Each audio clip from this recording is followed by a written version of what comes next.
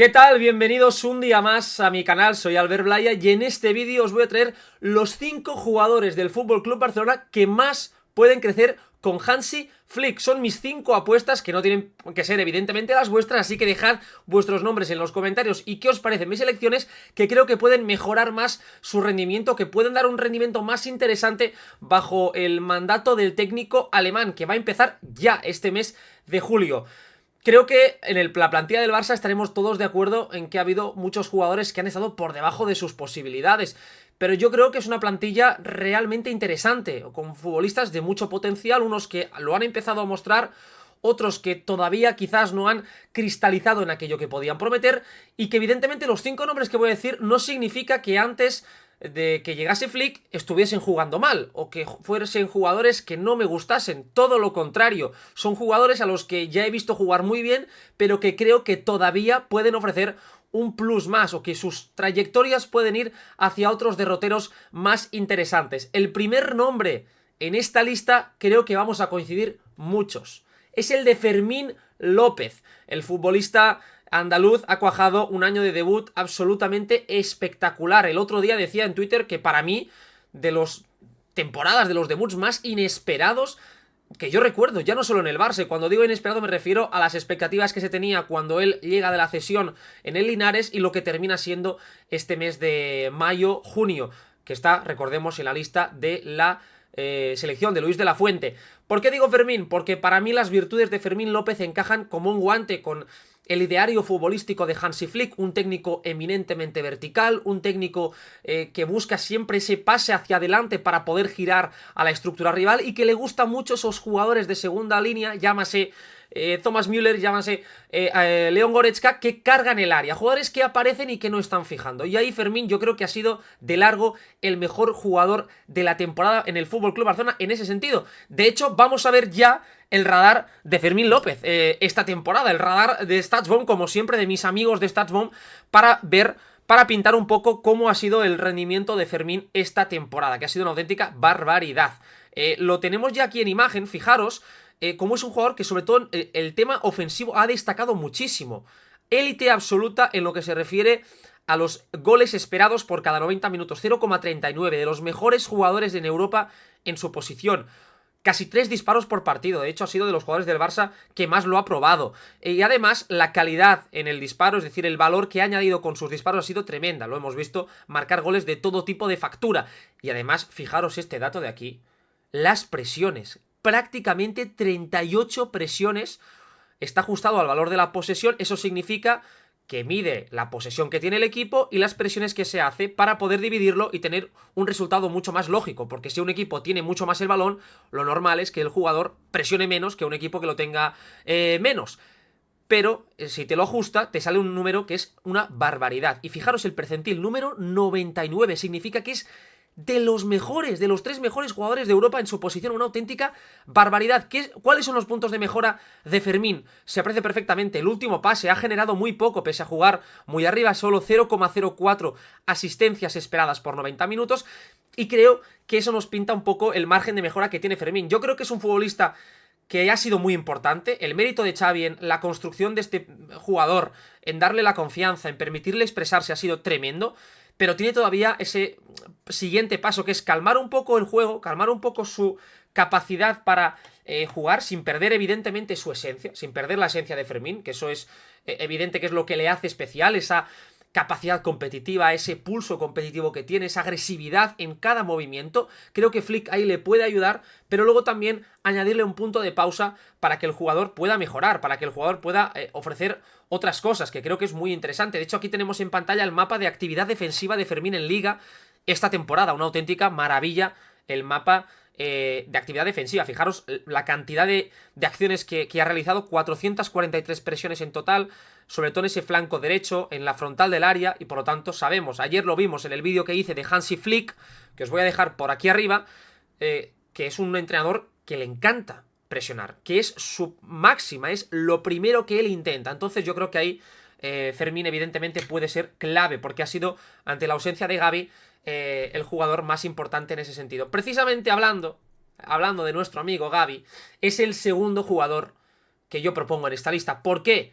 muchos yo creo que lo compraréis también. Yo creo que de momento estoy siendo bastante coherente con lo que estoy diciendo. Creo que Gavi es un jugador que antes de su lesión, de su desgraciada lesión este mes de octubre, estaba jugando el mejor fútbol de su carrera. Ya no solo por la importancia que estaba teniendo ante las lesiones de Pedri o de Frenkie de Jong, sino porque había tenido un cambio de rol decisivo en el fútbol que estaba demostrando. Había pasado de ser prácticamente un falso extremo, un jugador que Xavi usó sobre todo como cebo para presionar, como un jugador para dotar de más dinamismo y agresividad del último tercio en una delantera que no lo tenía tanto, a pasar a jugar en la base, cerquita del otro mediocentro, que podía ser bien Frenkie de Jong o Ilkay Gundogan, y estábamos viendo a un Gavi mandón, a un Gavi con personalidad, al Gavi en definitiva que habíamos visto en las categorías inferiores, porque los que lo hemos ido viendo tanto en cadetes como en juveniles, etcétera, sabemos que Gavi en esencia es un Marco Verratti en potencia, que precisamente por eso es uno de sus jugadores favoritos, un futbolista de muchos pases por partido, de giros entre líneas, de dar continuidad al juego y de robar.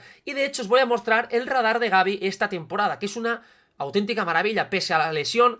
Ahí lo tenemos, fijaros qué barbaridad, qué completo es el radar de nuestro amigo Pablo Páez Gavira. ¿Por qué? Porque es un jugador, como dicen en la NBA, diríamos un two-way player, un jugador que tanto ataca como defiende. Fijaros los percentiles, en el 90 tenemos a 1, 2, 3, 4, 5, 6 percentiles en más del 90, es decir, en la élite absoluta. Es un jugador que a nivel defensivo ganaba más de 4,4 presiones por partido, que es una cifra altísima, una máquina de presionar. Entradas e intercepciones combinadas, ajustadas al valor de la posesión, como os contaba antes con Fermín, prácticamente 7. El jugador del Barça que más lo hacía, es decir, el más agresivo en ese sentido. Y en contrapresiones, que esto es la presión que se sucede 5 segundos después de una pérdida, es decir, lo que más le gusta a Flick, 0,85 ganadas por partido, que también es el percentil 95, por lo tanto, en su posición de los mejores de Europa, pero es que además de esto, en los balones largos sumaba el 80% de acierto, ganaba casi 3 faltas por partido, muy buenas cifras de regates, estaba empezando a subir sus pases progresivos, 5,6 por partido, ¿no? La capacidad que tiene para meter a su equipo en el último tercio. ¿Cuál creo yo que es el margen de mejora de Gavi? ¿O por qué creo, además de lo que él ya ha mostrado? Precisamente porque veo que es un jugador que todavía tiene mucho más juego dentro del que nos ha demostrado, en cuanto a ser más, diríamos, creativo, tener un poco más de confianza en el último pase, porque en el fútbol formativo Gavi se hinchaba a dar últimos pases, a llegar al área, a marcar goles. Es un jugador que tiene la capacidad para hacerlo, ya lo ha hecho con el Barça, pero todavía más. Y evidentemente paciencia, calma, porque va a volver de una lesión muy larga, complicada. Yo estoy convencido de que va a volver a su mejor nivel. La pregunta es cuándo. Eso no tenemos que meterle una fecha, no hay que meterle presión a Gavi, por favor. Hay que dejarle trabajar, hay que dejarle crecer en su ritmo. Va a volver, decían, octubre-noviembre, por lo tanto, yo esperaría 2025 para ver la mejor versión de Gavi, pero ya es un tipo que ya puede ir hablando con Flick para que él le explique cómo lo visualiza en el futuro. Yo, por favor, solo pido, Barça, no lo quitéis de la base de la jugada, porque ahí es absolutamente diferencial. Y hablando de centrocampistas, mi tercer nombre en esta lista es el de Pedri. Sí, el de Pedri, que he leído a mucha gente en Twitter decir, ostras, Pedri a lo mejor con Flick le gustan más, porque cuando se habla de Flick, yo creo que de forma equivocada se hace más ahínco o más énfasis en el físico, en jugadores muy fuertes, en jugadores de recorrido, que evidentemente son importantes, pero se menosprecia o se obvia demasiado el talento puro, que con Flick siempre ha lucido. Flick le dio las llaves de la selección a Jamal Musiala con 21 años. Flick le dio las llaves del Bayern a Thiago y a Kimmich. A Thiago. Un Thiago que había tenido problemas de lesiones, que estaba sufriendo, y le dio esas llaves porque él confía en el talento. Y yo creo que, ahí Pedri, por favor, a mí me parece que Pedri es el jugador que puede dar un paso definitivo. De hecho, evidentemente hay el tema físico, que todos sabemos que es la gran incógnita con Pedri. Yo estoy convencido, de hecho lo he comentado en Twitter algunas veces, que lo he ido viendo mejor, le he ido viendo ese puntito más de frescura, y creo que si las lesiones le respetan y él responde físicamente, podemos estar ante una de las temporadas de Pedri. ¿Por qué? Vamos a ver, primero, vamos a presenciar el radar de Pedri esta temporada, porque he leído muchas críticas y permitidme que para mí muchas han sido infundadas. Fijaros, a nivel creativo, lo tenemos aquí abajo, 2 estadísticas. Percentil 99, es decir, lo mejor de lo mejor en su posición. 21 años, para ponerlo en perspectiva, que todavía yo creo que a veces se nos olvida. Through balls, ¿qué son? Es los pases al espacio hacia un compañero, balones al espacio que dejan al compañero diríamos, en una situación de ventaja. 0,62 por partido. Eso siempre es sinónimo de jugadores como De Bruyne, como Martin Odegaard, como en su momento Mesut Özil, Andrés Iniesta, ese tipo de creadores tres cuartos. Pedri es élite absoluta. Y pases claves con el balón en juego, es decir, sin contar faltas, ni corners, ni nada. 2,09 por partido. También percentil 99, ha generado más de 2 ocasiones de gol por partido, una auténtica barbaridad, pero es que luego además, fijaros, ha mejorado, es decir, hemos visto a un Pedri más mandón, 65 pases por encuentro. Yo creo que es un jugador que tiene el potencial de dar 70-80 por partido, como veíamos con Luis Enrique en la selección, y ser muy importante en la creación de juego. Ha ganado más de 2 faltas, pero a nivel defensivo, más de 4 presiones ganadas, más de 4,3 entradas e intercepciones, lejos de las casi 7 de Gavi, pero números muy buenos, números de élite. Que a mí, permitidme, si se me dice que Pedri no corre, que Pedri no puede, que Pedri no sé qué, no es lógico luego tener esos números defensivos. Evidentemente, lo que sucede con Pedri es que él tiene una forma de correr, desde siempre, que es una forma cansada. O sea, Pedri no tiene un correr explosivo, pero es que no lo ha tenido nunca. Entonces yo no sé de qué se sorprende la gente. De hecho, os voy a enseñar una cosita aquí que me parece interesante. Este es el mapa de Pedri de todas las ocasiones que ha generado esta temporada. Ha generado un total de 37 disparos de su equipo. Solo 2 asistencias, que son las que están en rojo. Aquí tenéis las 2 asistencias, inicia aquí, terminan aquí, esos son los 2 pases, pero aquí nos va a dar la pista, porque la realidad, por mucho que hay gente que haga mofa, es que Pedri ha generado 4,1 goles esperados, disparos muy claros, ocasiones claras, es decir, son pases de mucha calidad, pero sus compañeros solo han marcado 2 goles, la mitad de lo esperado. Lo lógico en estos casos, siempre os digo, chicos, es que normalmente estén bastante por encima. Lo lógico sería que Pedri hubiese dado 6 o 7 asistencias. 6 o 7. Ha dado 2 porque sus compañeros sencillamente han fallado. Y yo creo, señores y señoras, que Pedri puede dar un paso más. Un paso más en consistencia a la hora de ser un jugador importante en los espacios intermedios. ¿Por qué? Porque Flick siempre ha demostrado tener mucha predisposición por poner a sus mejores jugadores, a sus jugadores más creativos, llámese Musiala, Sané, quien sea, en esos espacios, los half spaces que os decía ayer, que son esas zonas entre el mediocentro rival, el central rival, el lateral rival, tan sensibles, que ahí es donde Pedri realmente, cuando recibe en ventaja con continuidad, te puede marcar las diferencias. Tengo muchas ganas de ver, sinceramente, a este Pedri, que además, como digo, puede mandar también en la base de la jugada, pero yo creo que podemos ver una mejor versión de Pedri y que sus números, por fin, si el Barça ataca mejor, se hinchen. Y luego ya veremos las asistencias y los goles, cuántos son los del Canario. El cuarto jugador, ahí está entre algodones, vamos a ver si se va, si se queda, qué termina sucediendo, es Ronald Araujo. El uruguayo me parece un central que evidentemente, yo siempre lo he dicho, mucha gente me dice, "Ay, eres hater de Ronald Araujo".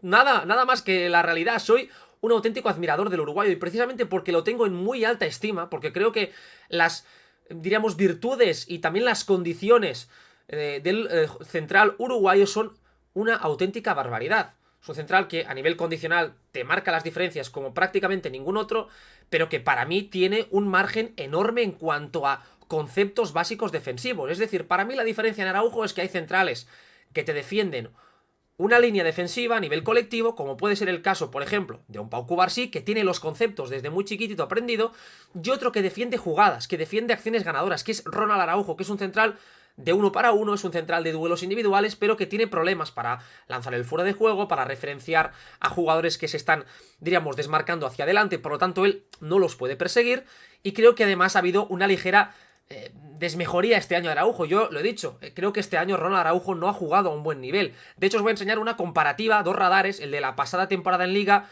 con Araujo campeón de Liga, con un Barça muy dominante, y el de esta temporada. Vamos a verlo en pantalla, lo tenemos aquí. Fijaros, de color rojo el Araujo de la pasada temporada y de color azul el de este año. Lo estamos viendo en pantalla. Sobre todo en cuanto a acciones defensivas, fijaros, esta estadística que tenemos aquí significa la cantidad de veces que un jugador, cuando hace una entrada, gana el duelo. Es decir, los ganadores de duelos. El año pasado Araujo tenía un porcentaje irreal, prácticamente un 90%. Es decir, de cada 10 duelos él ganaba 9. Eso le situaba en el percentil 96 entre los mejores de los mejores en los últimos años. Este año, siendo un porcentaje bastante bueno, es el 79%. Ha bajado 11 puntos.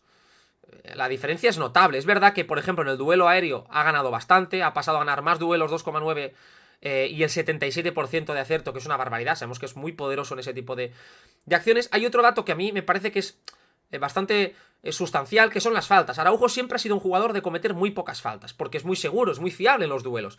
De hecho, normalmente él cuando debuta creo que está en 0,5, en ese año con Koeman, que es espectacular, el año pasado 0,8 y este año 1,2. Es decir, está bastante por debajo de la media, es decir, comete muchas faltas.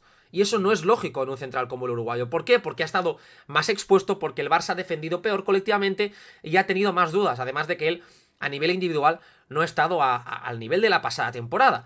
Por lo tanto, creo que Araujo tiene ese margen de crecimiento. Además, luego vemos que, sobre todo en porcentajes, se ha mantenido en cuanto con el balón. De hecho, en balones largos ha bajado un pelín, al 65% de acierto, estaba al 70% el año pasado.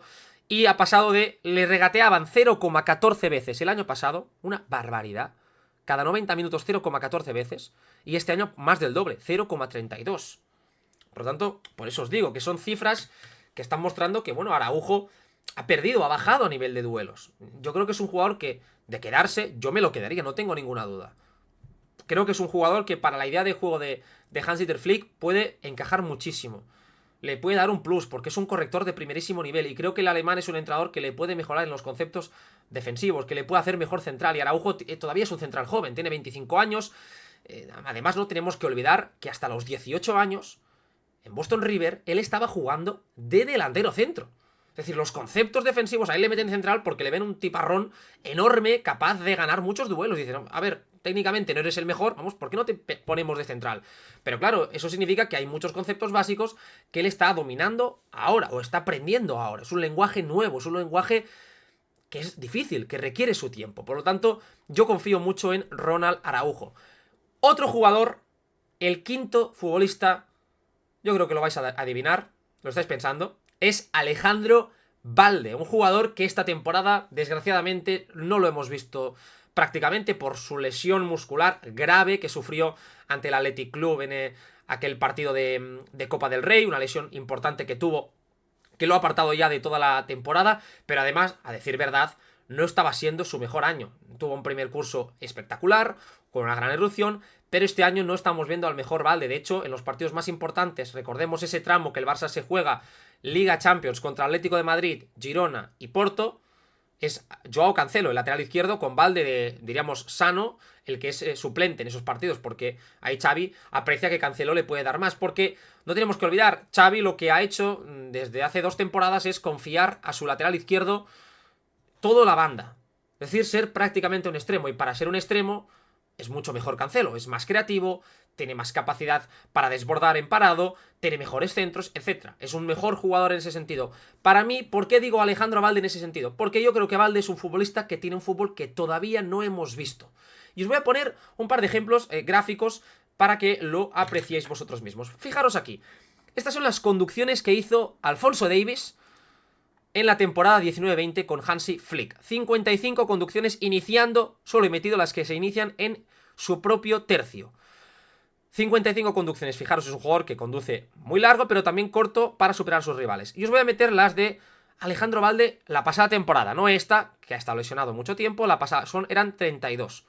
Es decir, son cifras que, pese a los minutos que jugó, para mí están todavía lejos de los números de Davies en cuanto a volumen. Es verdad que tiene algunas de bastante largas, como esta, por ejemplo, con ese regate, pero creo que es un jugador que su principal virtud para mí es recibir abajo, es decir, en estos primeros metros, y desde ahí arrancar en potencia. ¿Por qué? Porque el Barça ha tenido problemas para superar presiones. Ha sido un equipo que ha tenido dificultades muchas veces para enfrentar distintas presiones. Y Balde muchas veces ya iniciaba muy arriba, aquí, en esta zona, o aquí. Y claro, perdías a un jugador con ese primer control hacia adentro, que eso es lo que hace más daño, una presión que te orienta y te busca cerrar a banda. Si tú tienes un control hacia adentro y esa diagonal que le hemos visto muchas veces como esta jugada de aquí, Alejandro Balde, es decisivo. Es un jugador que tiene ese primer paso totalmente eléctrico y una carrera que parece un ave. Es un auténtico ave este tío cuando arranca. Entonces yo creo que lo que necesita el Barça es darle y permitirle esas conducciones, no enjaularle tan arriba, donde es un jugador que para mí tiene 2 deficiencias que ojalá Flick logre pulir, logre mejorar en el jugador. El último pase es bastante flojo y luego también es un jugador que es previsible muchas veces, que es obceca. Vamos a ver por qué os digo esto. Esta es la pasada temporada, el mapa de pases clave de Alejandro Balde. Dio 6 asistencias, fijaros, de 4,3 goles esperados, repartió 6 asistencias, pero mirad, esto es lo interesante, este dato de aquí. Cada disparo tenía una calidad de 0,20 goles esperados por disparo. Es una cifra muy alta, muy alta, porque además veis los remates donde se daban. Área pequeña, 1, 2, 3 en área pequeña, 4, 5, 6, 7, 8, 9, 10, prácticamente por delante del punto de penalti, es decir, pases muy buenos. Ahí lo tenemos, los centros de balde, llegando dentro del área. Muy bien. ¿Este año qué había pasado? Ahí tenemos el mapa de este año. Fijaros la diferencia. Solo una asistencia, solo 10 pases clave, pero de 0,20 goles esperados por disparo a 0,11, la mitad. Centros desde más lejos, poca presencia en área, ¿no? Fijaros, la presencia en área se limita a solo un pase. Solo un pase. Y la pasada temporada había tenido, fijaros cuántos. Prácticamente 10 o 11. Y este año estamos viendo un Balde mucho más exterior. ¿Por qué? Porque el Barça estaba jugando peor. No nos engañemos, el Barça jugaba peor, la circulación era más lenta, el jugador sufría mucho más, y eso terminaba repercutiendo en el rendimiento de Balde, al que mucha gente decía, es que se ha estancado. Esa frase, para mí, absurda, que se dice de los jugadores en formación. No olvidemos que Alejandro Balde es un jugador en formación que va a tener momentos mejores, momentos peores, pero que lo importante es confiar en el potencial y seguir apostando por lo que ya se ha visto, por lo que ya ha mostrado. Y yo creo honestamente que un Balde en un rol distinto, más llegador, en un Balde que tenga más espacio para maniobrar, que le demos un poco más de margen en los primeros metros para mostrar esas conducciones, puede ser un jugador que vuelva a mostrar buenos números ofensivos y que vuelva a tener más confianza. Además, va a tener una buena pretemporada para entrenar, sin Eurocopa, sin Juegos Olímpicos, a tope con Hansi Flick, y yo confío que Alejandro Balde va a ser uno de los nombres propios de la próxima temporada. Estos son mis 5 nombres para la próxima temporada. Hay muchos más, muchos que había querido meter pero al final los he dejado fuera, así que ya sabéis, quiero que me digáis vuestros 5 nombres. Si estáis de acuerdo con los míos, los dejéis en los comentarios y por favor, no os olvidéis de suscribiros en el canal y dejar un like, que ayuda muchísimo. Muchísimas gracias a todos, nos vemos.